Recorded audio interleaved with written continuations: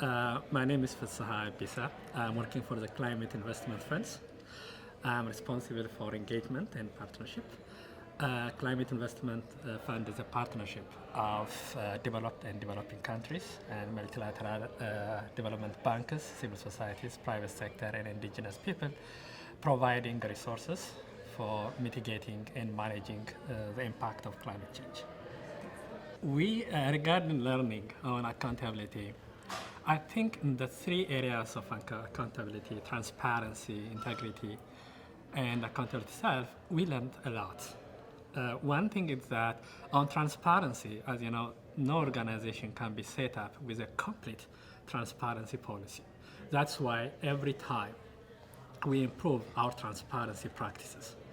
On accountability and integrity, we had a lot of, I think, challenges how to address accountability and integrity. And then we'll ask different organizations. And then the Transparency International step up and they make very good assessment of the SIF. From that assessment report, we learned a lot. One is regarding a governance level accountability, who is accountable to whom, regarding code of conduct for observers, for expert groups, and for our governance body. We didn't have that one. So because of the Transparency International intervention, now we're going to have, because we are going to develop code of conduct for different parties. So that's good learning. Engagement, that's stakeholder engagement at different levels.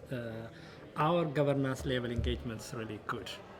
Country level engagement, we are learning how to strengthen it. And we need to also learn further from the different actors. When it comes to, that's I think a very good point, the climate change, social, environmental accountability.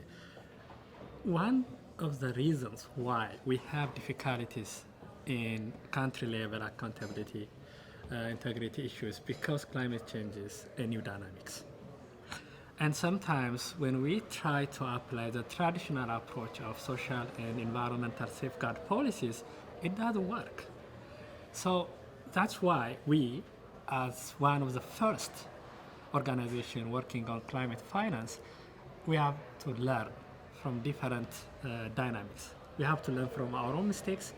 We have to learn from other organizations. The climate change has its own specific and unique social issues. It has its own human rights issues. And when it comes to environment, it's even more complex. It looks climate change is part of the environment issues, but it has its own unique dynamics.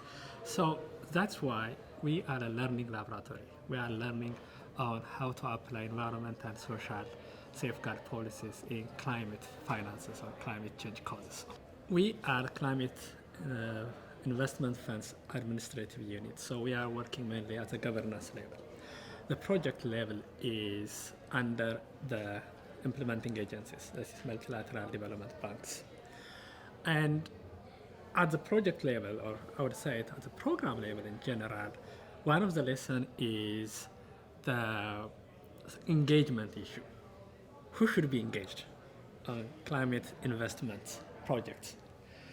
The traditional civil societies may not be necessarily interested in climate investments. So one of the learning is the stakeholder mapping should be improved. We should have a different kind of stakeholder mapping. That's the key and the starting point. And the second issue is climate change or climate investment at a project level have different dynamics and different dimensions. So we need to work out in having and addressing those specific and unique dimensions of climate investment funds. I think our implementing agencies, the multilateral development banks, are working on that aspect.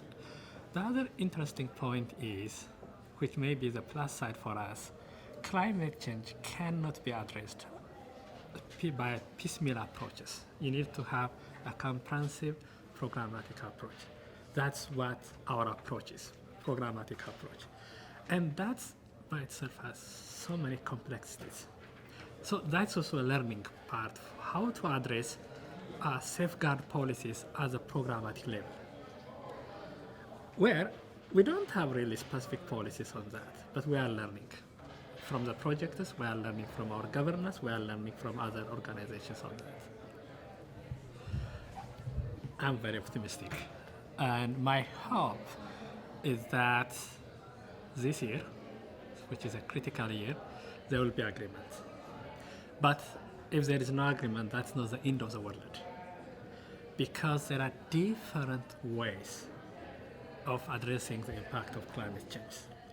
The international agreement is just one aspect, but we have also different mechanisms. I'm quite sure our leaders will come up with different ways of addressing the issue. So I'm so optimistic that there will be agreement. If not agreement, if there is no agreement, there will be another way out, another mechanisms.